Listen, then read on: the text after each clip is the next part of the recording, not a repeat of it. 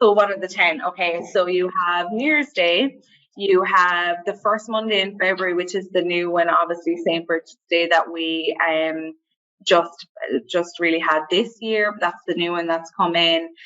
St. Patrick's Day, Easter Monday, the first Monday in May, the first Monday in June, the first Monday in August, the last Monday in October, Christmas Day, and Stephen's Day.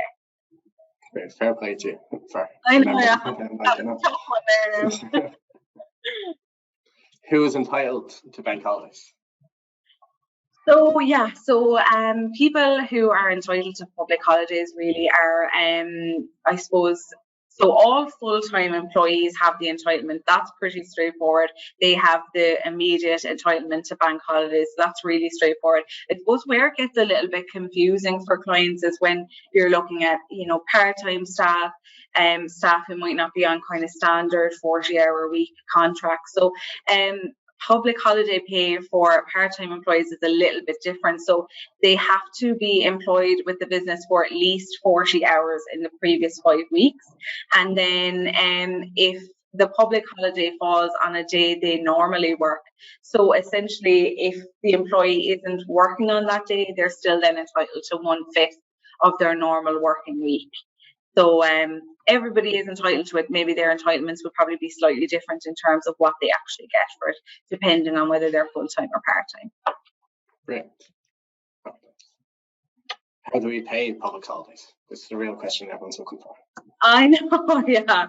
So I suppose out of all the 10 public holidays, full-time staff have a right to be paid, I suppose, public holiday rates. So I suppose what it would be is you'd either get a day off with pay, you'll get an extra day of annual leave, you could get an extra day's pay, or a day off with pay within the month of the public holiday. So it really depends on what the agreement has been between the client and their employee when they were discussing their contract. So it does depend on what they have agreed, but there is different options. It depends really. Brilliant. A question that we always get on that, I'm sure of the 20 or 30 questions that we've gotten so far, it'd be one of them. If the business is closed on a Monday, do they still have to pay for the public holiday? Yeah, so they would, but I suppose that's how it would factor in. So if the business is closed on a Monday, that then would be deemed as essentially a day where an employee doesn't actually have to work, let's say. So what they would be entitled to then would be the 1/5 of their normal working week.